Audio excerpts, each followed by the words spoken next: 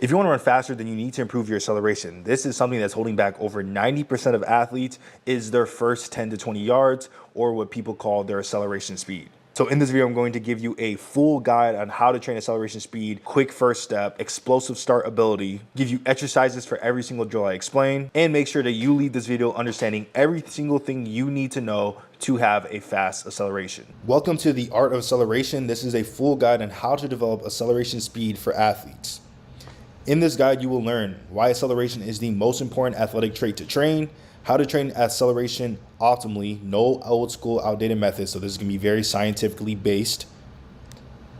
And third, everything you need to know about the fundamentals of good acceleration and speed training. And why you should listen to me. I've trained Gavin Sure. When he ran with me, he ran 11.2 and 4.8 seconds in a 40-yard dash. And around 8 months of training, TSA is the Speed Academy. So after 8 months of TSA, the Speed Academy, he ran 10.36 FAT in the 100 meter and 4.3 in the 40-yard. In case you want to see a video of Gavin Sure, this is him.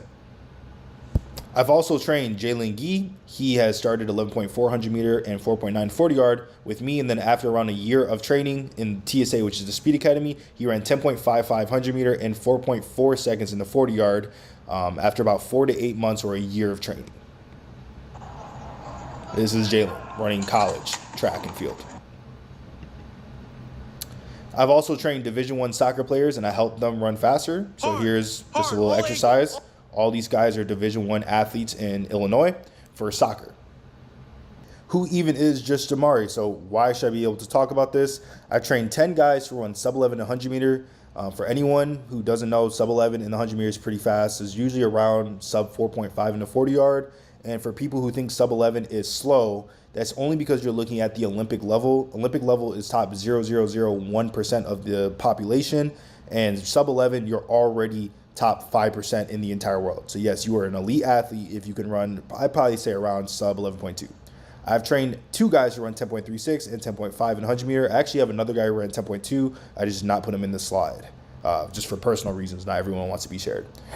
I've also trained 30 plus Division I athletes in soccer, football, basketball, track, etc. So multiple sports, even swimming. Yes, a lot of sports. I've trained 10 athletes to go 4.4 or faster in a 40-yard. So that's a pretty fast 40-yard. That's what I looked up is pretty much the standard for fast. It's way faster than the NFL average for every position combined. Trained 3 professional athletes, 2 soccer professional athletes, and 1 basketball professional athlete. So that equals 3. And if you want more proof, right, you want to actually physically see my proof of my results, you can go to justjamari.com to learn more. Just so we understand what this video is going to be like, this is going to be very unedited. I'm going to be giving you pretty much a presentation with a lot of exercises. And if I stutter, I stutter, whatever it is, it's going to be the most raw version, everything you need to know about acceleration. So let's get into the presentation now that we're ready. Why acceleration is important. Most sports is about who can be in the first steps, who has the best first step possible. Acceleration gets you to the football line. It gets you past the defender for a free layup in basketball.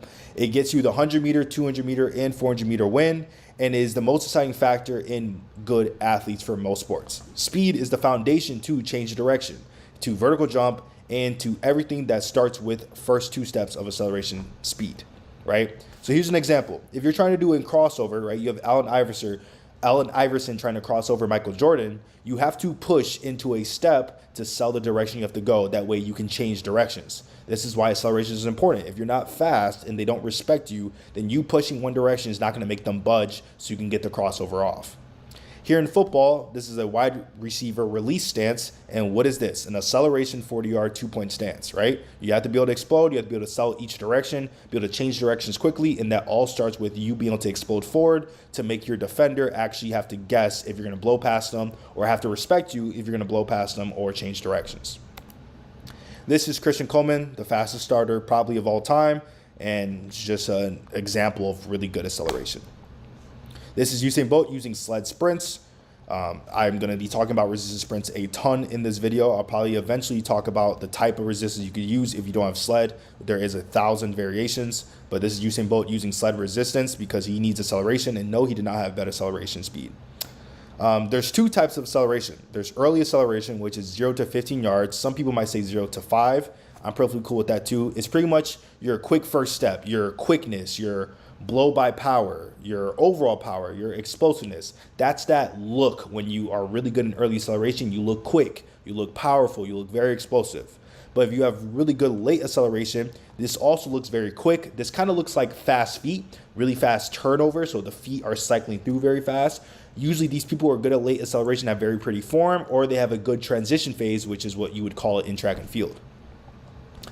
This is a good example of early acceleration. Your first 3 steps in acceleration, literally just your first 3 steps, right? Horizontal angles and trying to produce as much horizontal power and explosiveness as possible.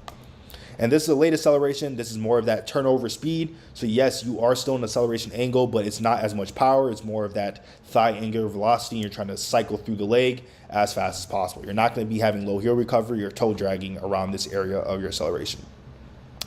And then we're going to break down how to train it. So these are the main physical qualities, and we'll talk about technical qualities later.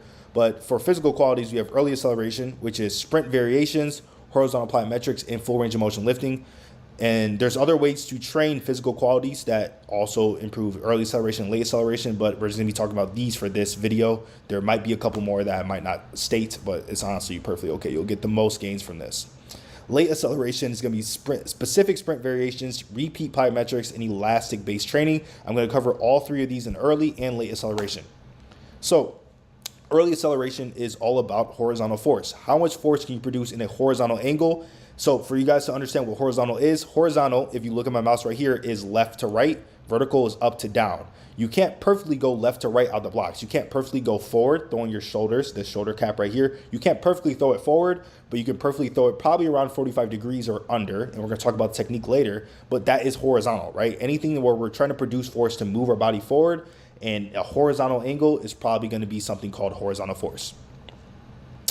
So sprint variations for early acceleration. This is going to be anything that challenges deep angles or high early rate of force development. So that's how fast you can produce a high amount of force in 0.1 to 0.2 seconds. This is probably going to help your early acceleration. So examples would be resisted sprints, 40 to 50% VDEC. So VDEC means velocity decrement. So if you ran at a 20-meter sprint at 3.0 seconds, what percentage, how can we get 40% slower in that 30-meter sprint or that 20-meter sprint? That would be your VDEC, right, in sled resistance. So you can do, there's a bunch of research and calculators you can do, but honestly, it's pretty complicated. I'm not going to explain this video because it'll probably take me 30 minutes. But if you don't want to do that, 50 to 70% of your body weight, some people who are really light can go all the way up to 80% of their body weight. But that will usually get around that 40 to 50% VDEC range. Number 2 is push-ups, sitting, lying flat, or playground style sprint start. So think of a push-up start, laying on your back, laying on your stomach, playground styles where you're doing all these weird positions. People think that's kind of bullshit, but it actually is very effective for improving your early acceleration, so those first 3 steps. Kneeling starts and med ball starts are great for producing force in those deep shin angles like we talked about here, and because there is because we're kneeling on the ground and we have a med ball, or we're trying to produce high force in that first step, we're going to improve early rate of force development in something called electrical mechanical delay, which has high transfer to early acceleration. Heavy banded sprints. So if you don't have a sled, you could do either heavy banded sprints where someone's holding a band around you and doing a lot of tension. You could do hill sprints. You could do med ball sprints. I would not do weighted vest sprints or ankle weight sprints because that's vertical force, right? So that's vertical down. We actually want force that's pulling us backwards horizontally. So back and forward, right? We talked about earlier, that's horizontal. Banded 3 steps are also really good if you have a band. And then if you don't have any type of resistance, these are another very good variation, is 5 to 15 yard 2-point or 3-point timed sprints. So you're trying to sprint as fast as possible by timing your sprints or racing someone, and you either doing a 2-point or a 3-point start for under 20 yards, right? If you go past 20 yards, you're going to be training more late acceleration, but when you're in early acceleration, under 20 yards is going to be some of the best way to stimulate that. So here are exercises. This first exercise, sorry, I don't really know how to do, I've never done a PowerPoint before, right? So here we go. This is a Division I soccer player doing a pretty heavy sled, so that's why he's not moving as fast. Let me actually lower this. So there you go. He's not moving as fast, he's just doing sled sprints. These are push-up starts. So like we talked about earlier, being on the ground, getting comfortable with the ground and deep shin angles, and then trying to sprint for 5 to 10 yards. This is a kneeling start, so I'm literally kneeled down into a half kneeling position, and then I have a really heavy med ball that I have to throw and then get into a sprint. This is one of my fastest athletes. He runs sub 11. He also runs a 4.48 40-yard dash, and he is doing short sprints. So this is 10 to 20 yards. You're sprinting as fast as possible out of 3-point. This is I'm pretty sure a banded 1-step or banded 3-step projection. So you in a kneeling position, you lean forward, and then you have someone hold a band around you. This is my girlfriend. And then you push as hard as possible horizontally, right? So that horizontal angle. And yes, you're going to fall because you're not going to be used to producing force in that deep angle, but that's what the band is for.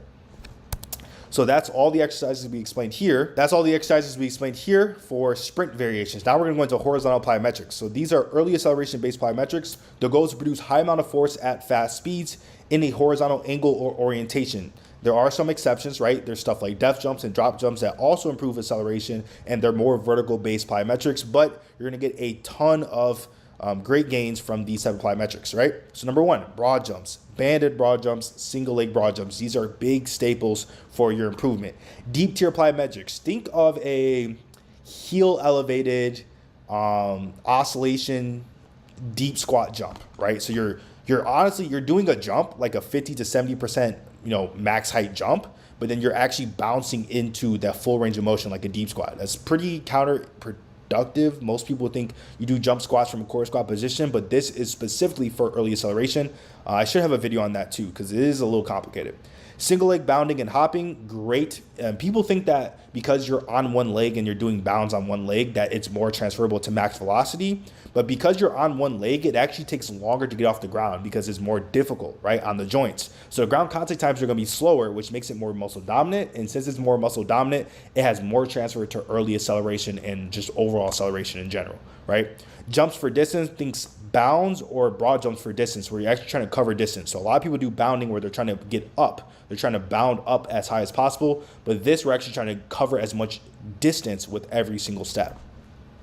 Then we have def jumps, Viking def jumps, and def jumps to broad jumps. So def jumps, you just drop off the box, you jump as high as possible. Viking def jumps, you do it with the med ball, and you throw up the med ball on the jump. And then a def to broad jump would be you drop off the box, and then you try to jump as far as possible. And then some exceptions would be stuff like resisted jumps, def jumps, and non-counter movement movements. I said that twice, right? That's pretty dumb, isn't it? Non-counter movement jumps, so where you're pausing for 3 to 4 seconds, and then you're trying to improve a lot of rate of force development after pausing, right? So there's a lot of impulse-based exercises. That's honestly, most of these exercises are very heavy on impulse, right? So impulse is producing force in a time frame, high amount of force in the time frame.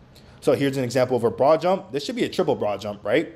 So this will have really high transfer to late acceleration, but also early acceleration.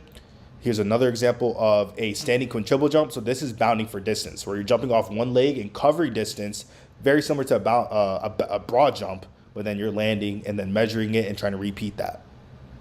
Then we have single leg hopping. You see how it's more difficult on the body. So it's actually spending more time on the ground. It might be more like 0.15 to 0.25 seconds on the ground. Usually sprinting is 0.1 to 0.8 to 0.08 to 0.15, but this is going to be a little bit longer, which is going to be more of the acceleration speed. This is a def jump. Oh shit, what did I just do?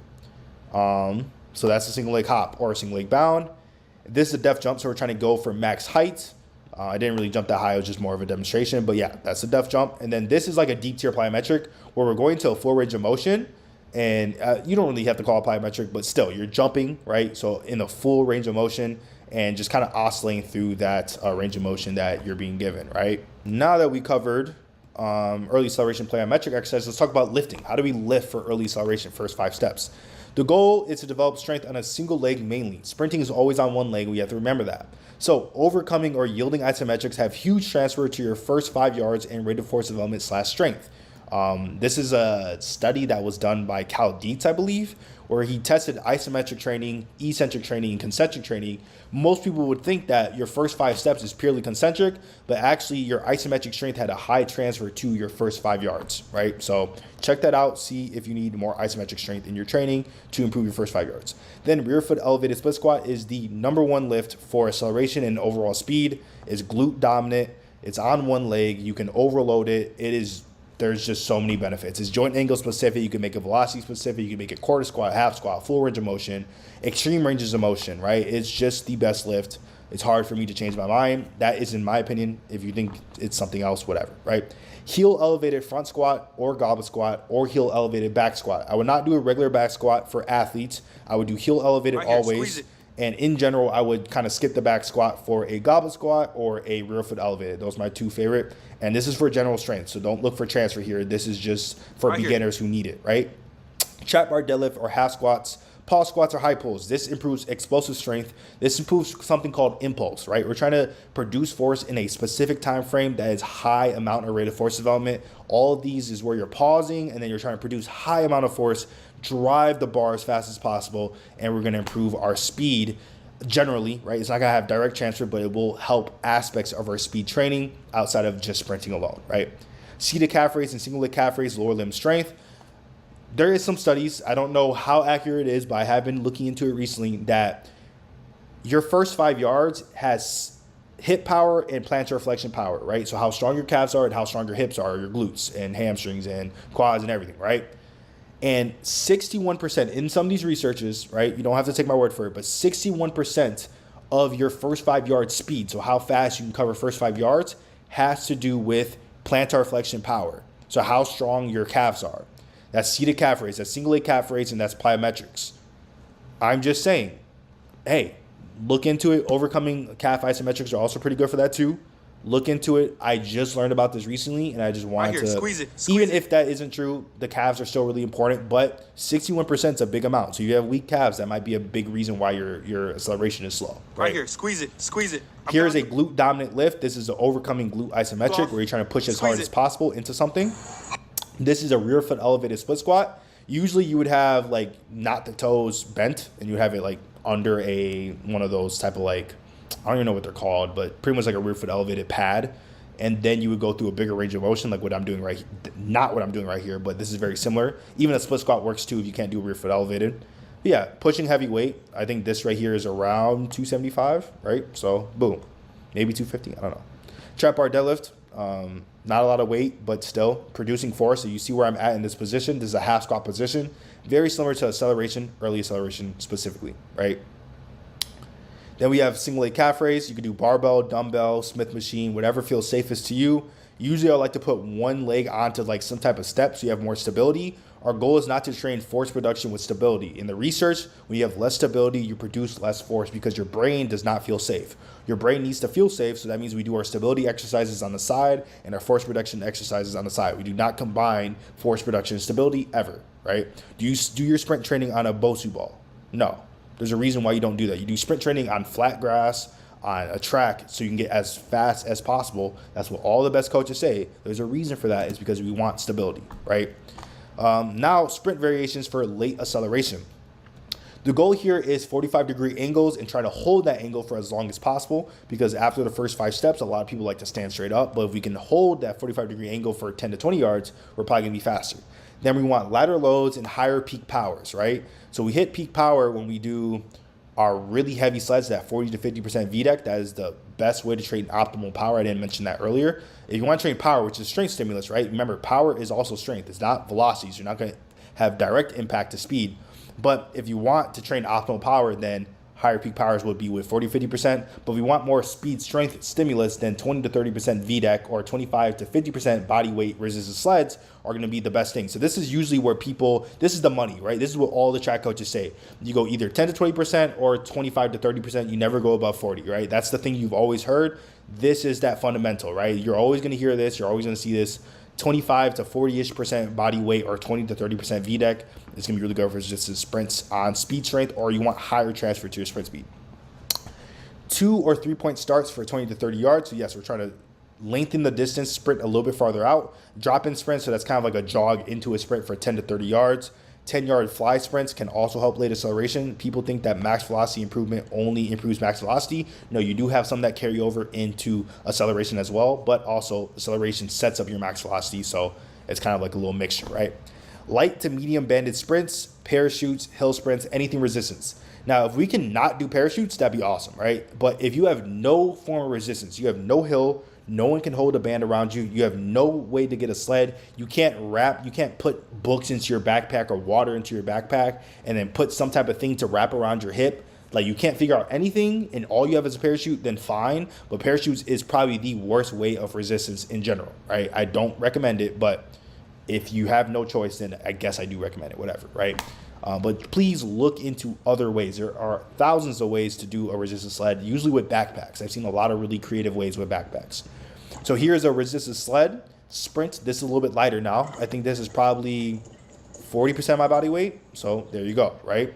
Then this is Gavin Schur. This is a 10.36 athlete that I've been working with. I took him from 11.2 to 10.36. He also endorses it. So yes, you can look him up and you probably would say the same thing. And this is him running a 4.3 40 yard. Really fast. There's no one of my athletes who went from, I'm pretty sure he went from like a 12.2 to 11.2. So he made amazing progress. He's doing a flying 10, right? So before, like we said, one of the exercises was a 30-yard sprint or 40-yard sprint, so a little bit further out acceleration sprints. And then this is a flying 10, so another way to improve acceleration. This is me doing a flying 10. This should be sub 1 here. And then this is me doing heavy sled sprints, so a little bit heavier, around probably about 50% body weight. Maybe earlier in that video what I was showing you over here was probably about 25% of my body weight.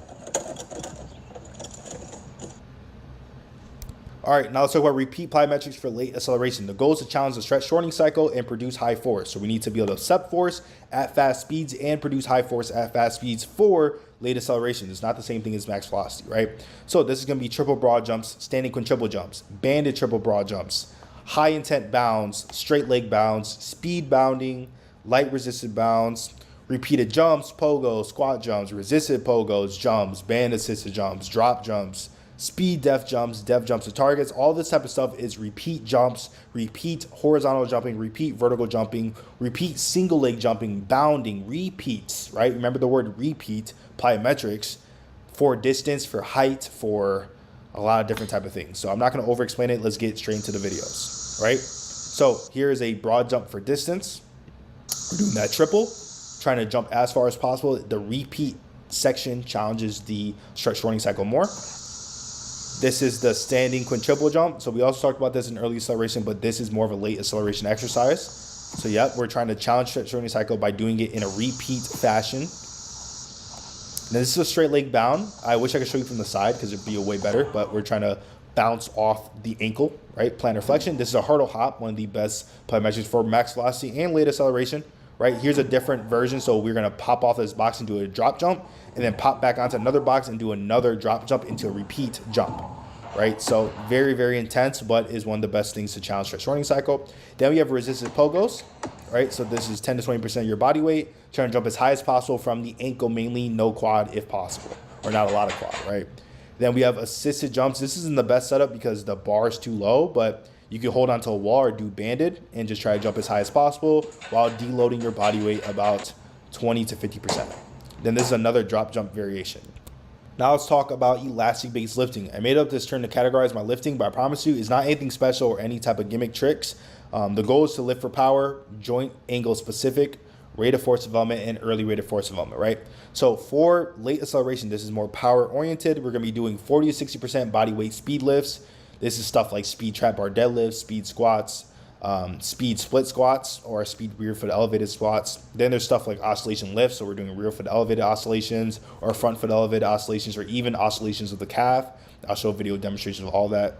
Heavy lifting for 0.8 meters per second or 0.6 seconds on the concentric. So there's eccentric where you're moving down and then concentric is moving up. We're trying to go for that 0.6 seconds on the concentric, or if you have a velocity-based tracker, you do 0.8 meters per second.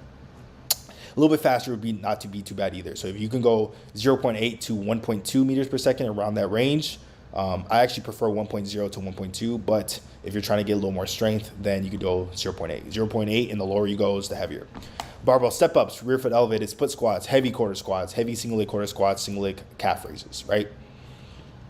So here are some examples. We have a speed banded half squat.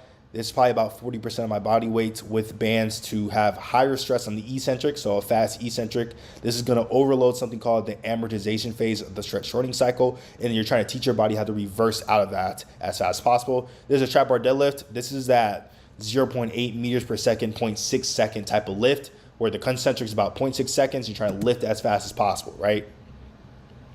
I'll let you watch it all the way through because I'm talking a lot. All right, lifting as fast as possible, powering through that triple extension. This is a quarter squat, rear foot elevated, right? going a little bit heavier than usual, then a barbell step up. You can go a lot heavier than this, but usually about 40-60% of your body weight for this as well. It works well. This is a quarter squat. You wouldn't believe me, but if I showed a different angle, this is actually 3 plates. So I'm doing 3 plates on a single leg rear foot elevated quarter squat. The peak forces eccentrically and concentrically are higher than what you would actually get in the max effort vertical jump and can match what you're doing in sprinting. So in the weight room, we're actually trying to either match or overload peak forces that we would see in our sport or the goal that we want. So if our goal is to sprint faster, if we're doing lifts that don't hit peak forces that are higher than what we're doing in sprinting, then we're not really training force production. We're kind of just wasting time. There's actually research that shows the peak forces in hang cleans, power cleans, and even high pulls, and they actually don't even match up to how much peak force you can get on one leg in a rear foot elevated quarter squat with a Smith machine because you need more stability, right? So I'm not going to go too deep into that whole peak force conversation, but if you want to look into it, that is another aspect that is really important. This is how to train acceleration part 2, the technique portion. Now we'll talk to you about the technical side of acceleration. This will be short, but we will cover the angles we want and the simple drills to train them. So what do we want in acceleration? This is generally what we want for acceleration speed. Projection, so that's 45-degree angles or below. Some athletes in track and field can do 35 degrees, but usually about that 45 to 40-degree angle. Parallel shin, so that's straight lines from the shin and the back leg and torso on top of that. Low heel recovery in the first 2 to 3 steps. I'm not going to overemphasize this. We don't want a bunch of toe drags, but around that low heel recovery would be pretty good. Driving the feet down and back in the first 3 steps, and then purely down in steps 3 and above. So this is also going to be deep shin angles, and that means if you get deep shin angles, that means you're pushing hard and you have an ankle rocker from mid stance to late stance. So we want to be able to rock our ankle forward to get those deep shin angles, which also is how you push. And then switching leg actions. You want our legs to be switching every single step we take. So this is just a good example of some decent start mechanics. 45-degree angle. If you look at this arrow right here, we get triple extension. We don't need full triple extension. I will cover it or I might not cover it, but the whole triple extension debate is starting to kind of go up and down. You don't need full triple extension because usually that puts you in displacement. So you would overextend usually, and then you would have to recover your foot, which would spend more time on the ground. So somewhere close to triple extension is good. Low heel recovery, so foot is lowest to the ground as possible without doing a toe drag. Positive shin angles, so parallel shins. Look how this shin is this direction and also this shin is very close. And then also the torso is pretty close to matching this foot, right? So let's talk about drills for projection. We want to throw your shoulders forward and maintain a horizontal angle. And here's how we're going to do this, right? We have kneeling sprints. So we're in that kneeling position, push-up sprints. So we're in these deep positions. You have stuff like shoulder hardness resistance sprints, especially for heavy sleds. So you put around that shoulder and then throw your hips or your shoulder as horizontal as possible. You will get deeper angles if you train it over time. Broad jump variations and the 7-cone drill or the arm Superman drill or wall drills are okay. They're not perfect, but they do help. Let's look at them. Division I athlete doing push-up sprints, right? Getting really used to those deep positions. Then we have heavy resistance sprints around the shoulder. So we've seen this video a couple times, but look, we have that shoulder resistance, right? Teaching our body to get that 45-degree angle. Now we have broad jumps. We've seen this again. Single broad jumps this time. And then this is 7-cone drill. You can look this up. This is on the Speed Academy. We have a chart if you join the Speed Academy, and it will show you cones on what step you need to hit on every step to run a specific 40-yard dash time, which also you can kind of transfer that over to your 100-meter. So let's talk about drills for low heel recovery. We want a piston action, and this is going to be more of a sweeping action. And we want to avoid cycling the leg in the first few steps. This is mainly going to be coming from you pushing off your back leg. If you don't push off your back leg, you're going to probably cycle the first few steps. When you've pushed really hard from the back leg and from the hip, you will probably get a good cycling action, or you probably avoid the cycling action and get that piston action, but still there's some drills to help kind of emphasize that anyways, right? 5-yard time sprints, kneeling med ball sprints, 5-yard 3-point starts, so the short sprints, heavy sled sprints, 40 to 50% VDEC, which is that optimal power range, or 50 to even 80% of your body weight. 4 and 7-cone drills, so that's that drill we talked about that we have in the Speed Academy. Wall drills can help, not the best, but they can help. Banded marches, banded bounds, banded march bound runs. That's also a good drill where you either put it around the waist or the hips. You can do this with sled, and you either march, you do bounds, or you do all 3 in together, which is a combo drill. So very similar to the drill that we've seen earlier, kneeling med ball sprint, and then we sprint as fast as possible for 5 yards. Then we have the heavy sled. So this is 40% VDEC. So that's probably what, 50% of my body weight, close to 50%, probably about more like 46%. This is a wall drill. So this is an isometric hold in that 45-degree angle, which also can teach you low heel recovery, because you can hit the 45-degree angle, then you will hit low heel recovery. This is a little quick rant, is that all the drills you've seen in this technical side have also been in the physical side, right? So we talked about physical aspects, and it's the same drills as the technical aspects, because technique usually comes from structure, right? So we want to improve the physical capabilities, and our technique will kind of improve itself, especially if we have a little bit of focus on very small details that we don't need to overemphasize and spend too much time on. So I'll probably talk more about that later, but that's just a little nitbit.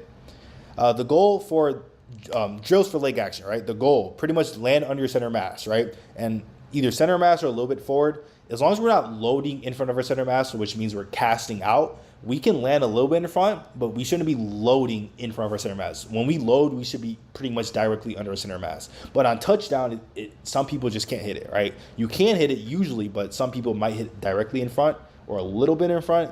As long as it's not too much, you're not casting, you're probably gonna be okay.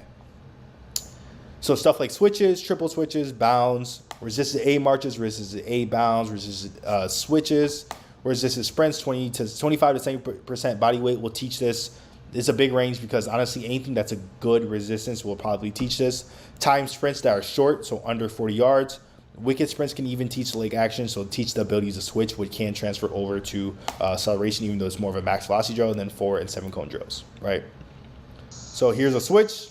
This is a triple switch, so we're trying to switch the leg and the bottom leg at the same time. A good little tip is to switch this bottom leg first, and then that leg will come also with it. I don't know why I let this roll for so long, but yeah, that's triple switch. This is a single switch, so bottom leg comes up early, and then we swap at the same time. So there's a swap, exchange, right? Something of that nature will help you a ton. This is a march. And when I say resisted, all you do is just put a sled behind you or a band. Same stuff, right? Nothing too complicated. You just do a band, and that's a wicked sprint. So that will really get you that thigh angular velocity development, and also teach you how to switch, right? I kind of look kind of decently fast in that video. Let's look. It's kind of fast. I don't know. I'm just saying, right? Okay, so here are extra notes for acceleration technique. This stuff didn't make the cut, but here's some extra tips. I've talked about some of this already, but 61% of your first step comes from plantar flexion power. This is calf power. You want your hips to pass the knee or be above the knee before your back leg extends or gets off the block pad. So if you're especially if you're doing block start in track and field, you want your hip to be above the front knee, so the front leg that's up. You want your hip to extend over the front that knee before your back foot comes off the pad. If your back foot comes off the pad, that means you pushed off your front leg, not your back leg. And we need the delayed knee extension, which is a lot of it's pushing off the back leg and extending from the hip first before getting knee extension, right? So if that's too complicated, just push off your back leg and push with your hips as much as possible without overextending that lower back. The simplest way to fix 90% of people's starts is focusing on pushing off the back leg. This stops people from standing up in the first few steps. I just said this already. Push off your back leg. If you figure out ways, there's so many drills for it. Resistance sprints helps, time sprints helps. I can't hold your hand on it. You just have to have a focus for it. You cannot only put all the pressure into your front leg. Your adductors, your inside groin, and your abductors, your outside, are the key muscles to drive your leg down. So this is in thigh angular velocity. If you struggle with the attack and push portion, right? So there's early flexion, there's late flexion, there's attack, which is driving from hip flexion, driving the leg down, and then there's push. So that's plantar flexing and hip extending when your foot's touching the ground. If you struggle with that, then you might have a weakness in the adductors and abductors, right? So if you want a better attack and push, right? That push power, that attack power, that punch power, that probably is going to be coming from these groin and outer glute areas, right? So part 3, everything you need to know about acceleration. Here I'll just give you some extra info and important points for your training, right? So this isn't anything that's specific. It's a lot more like, think of it as the miscellaneous area, right? It's just going to give you a lot of tips that you'll probably hear in all my videos, but I'm just going to kind of throw them all out here so you just know a lot, right? Speed is power, the simple formula. If you want to increase your speed, you need to increase horizontal power. Sprinting, even in upright sprinting, you're not producing force down, only down. You're producing force down and back, right? So that's horizontal force production, which is horizontal power. And here are 3 ways to improve power. Increase horizontal force / peak power. So that's that 40 to 50% VDEC or 50 to 80% body weight / sprints.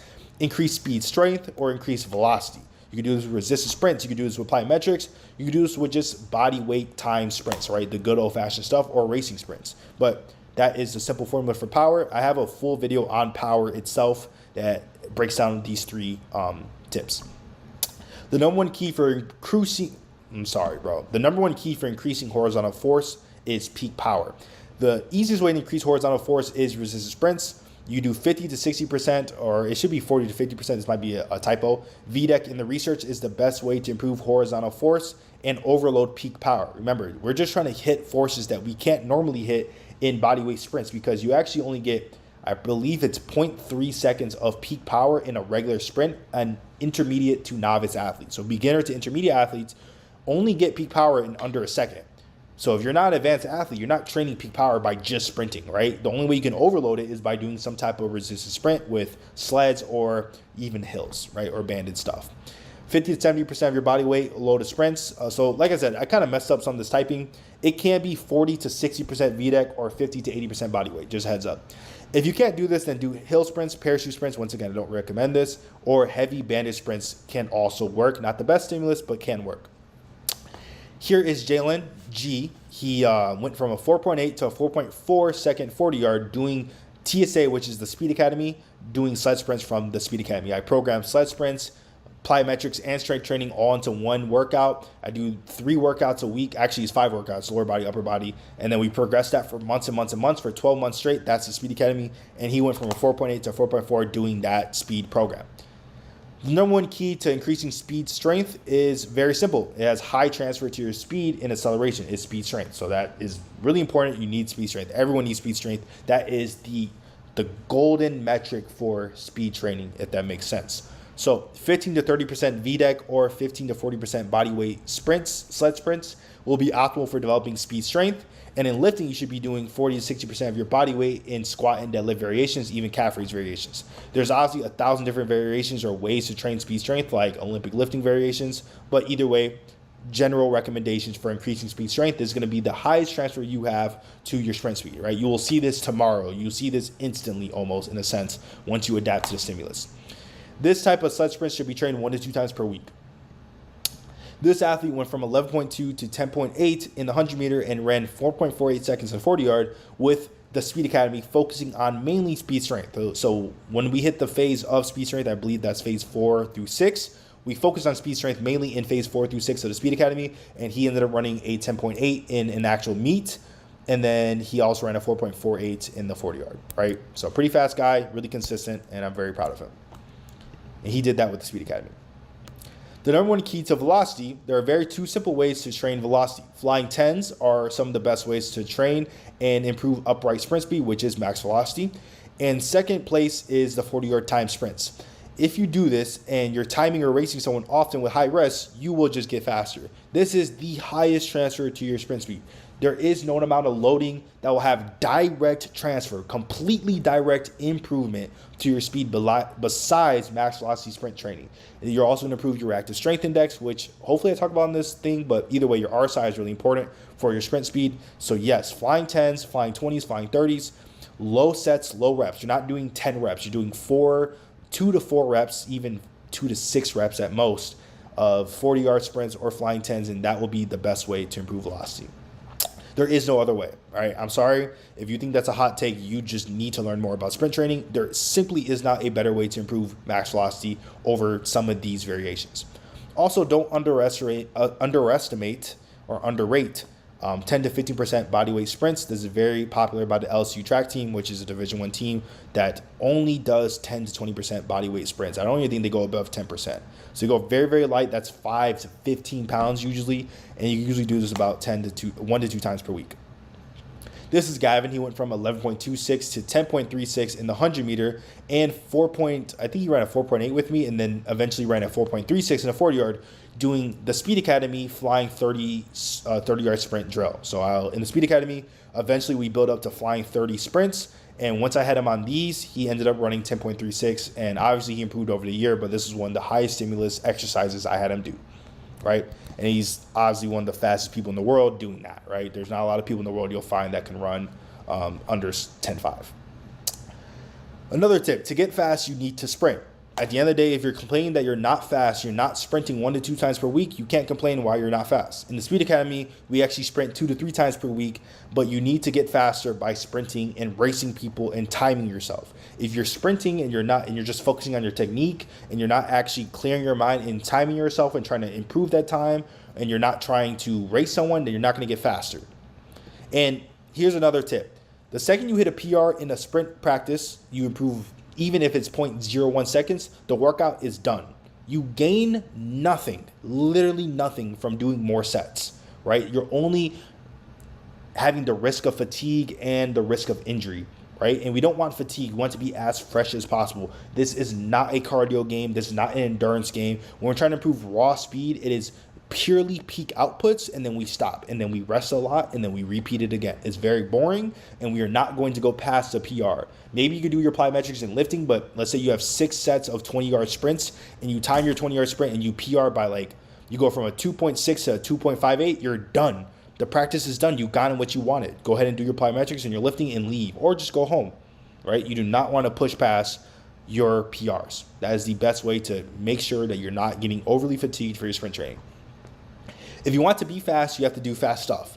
So if you want to be fast, a huge key is max intent, which means we need to be sprinting above 95% max intensity or outputs, right? So we have a specific output that our body can produce. And if we're sprinting under 95% of our max output, so what our body can produce, then we're actually improving endurance in its conditioning. It's not a stimulus to the central nervous system, which is how you get faster. So we need the stimulus, and actually it should be 97%, but 95% is also a good rule of thumb. But usually you don't want to be 3% slower than usual. So that's why you want to test in your warm-up, maybe a 10-yard sprint or a 20-yard sprint in your warm-up, somewhere in the warm-up, to see, hey, am I way off? Am I 10% slower than usual? Maybe I didn't sleep well, I didn't eat well. And if you're above 5% slower than usual, then you shouldn't be working out. You're just conditioning. You're not actually going to gain anything from sprinting. You're just going to be doing cardio or conditioning or aerobic training, even if it does have high intent, if the output is under 5%, right? So if it's 5% slower, you're done with working out. And when it comes to lifting, if you lift more than you're sprinting, you're not going to get faster, right? So if you're lifting literally more volume than you're sprinting, don't expect to get faster, right? Speed increases strength, but strength does not always increase speed. My rule of thumb, this is a big hot take, but at the end of the day, I have great results, so you can take it for what you will, is I do 80% plyometric training, which includes sprinting, and 20% strength training. And some of my top athletes, they're doing 90% plyometric and elastic-based training and 10% strength training. Now, I'm not going to lie, there is some athletes who are very muscle dominant, and you know who you are because it's very obvious, and they need, maybe 40 to 50% strength training, but I almost never touch that. It's always going to be 80 to 90% speed and plyometric and elastic-based training, and then maybe 10 to 20% strength training. So that's 1 to 2 sets or 1 to 4 sets, 1 to 2 times per week of a squat and a hinge and a calf raise. That's it. It's not that much volume, and you don't need that much if you're trying to get faster. You need to rest as hard as you train. So if you're sprinting, the goal is always quality, is never conditioning for speed. If the goal is speed, is not endurance, is not trying to sprint for long distances, it means you need to be sprinting under 60 yards usually, because the second you sprint for over 6 seconds in the research, that's not anaerobic anymore, it's aerobic, or it's anaerobic endurance. So it's not anaerobic power if you sprint for over 6.0 seconds, which means we need to be sprinting under 60 yards, because I promise you, 99% of you cannot run a 6-second flat 60-yard sprint. 90% of you guys probably, all right, unless you're probably a low 10 sprinter or a sub 10 sprinter. So that's yards. And meters, none of you guys are. I don't think anyone's broken 6 seconds in the 60-meter dash. So for my rule of thumb is that we keep it under 40 yards. So either 40 yards or under. The max will go out on a max velocity day would be a 40-yard sprint, but after that, most people can run 40 yards in under 6 seconds, which would be a good stimulus for speed. But the second anything goes above 6 seconds in total max after sprinting, it's just conditioning. And then for every 10 yards, we usually want to rest about a minute per 10 yards of sprint distance. So how hard we sprint, if we're doing 6 times 20, that means we're doing 2-minute rest between each set of that max effort sprint. In between every sprint session, we need a minimum of 24 hours of rest or a maximum of 48 to 72 hours, right? So a basic template would be sprint Monday, rest Tuesday, sprint Wednesday, rest Thursday, sprint Friday, and then rest 2 days. Or what I do with a lot of people is sprint Monday, rest Tuesday, Wednesday, Thursday, which is 72 hours, and then sprint Friday. And rest day means rest, no conditioning, no technique work. You could probably do some upper body or core work or maybe some ankle work, but that's it. We're not sprinting or doing a bunch of tempo work or conditioning. We are just resting, right? You want to run 6 miles on your off day so you can lose weight and then expect to get faster? That's competing demands. It's called adaptive gains, I believe, or adaptive stimulus. If you have too many different stimulus, you can't adapt to everything, okay? So we need to adapt to speed. Fat does not fly. Most athletes cannot be fast and also have a high body fat percentage. You might have fast acceleration, but you will not be fast in total if you have a lot of body fat percentage or if you don't have a lot of mass-specific force or muscle, right? So you don't have sport-specific muscle or mass-specific force, then there you go, right? And I might be saying the term wrong. I'm really tired at this point, so I don't even know what I'm saying at this point. But either way, if you have too much mass, right, even if it is all muscle, there's a certain point where there's just too much muscle, right? In the research, for every 1% of your body weight gain, that is 0.1 seconds on your time and vice versa. So that's 0.1 seconds off your time or 1 second on your time. This is pretty bad, and yes, there is some exceptions. There's also another research that states that for every 3.4 pounds of fat, that is, I believe it was 0.24 seconds on your time, either gained or taken away. 3.4 pounds of fat. Dude, you gain 4 pounds of fat and you get 2.5 seconds slower. That's insane, right? So you need to keep your fat off your body. Don't put on too much muscle mass. You want to keep our mass as specific as possible to sprinting. A good rule of thumb is just to stay between 10 to 15%, but the elite athletes are 8 to 10%. I don't think you can stay 8% year round. It depends on your body type, so this isn't nutritional advice, but find out what works best for you, and you just need to be under 14% if possible. But with 50%, some people can get away with it.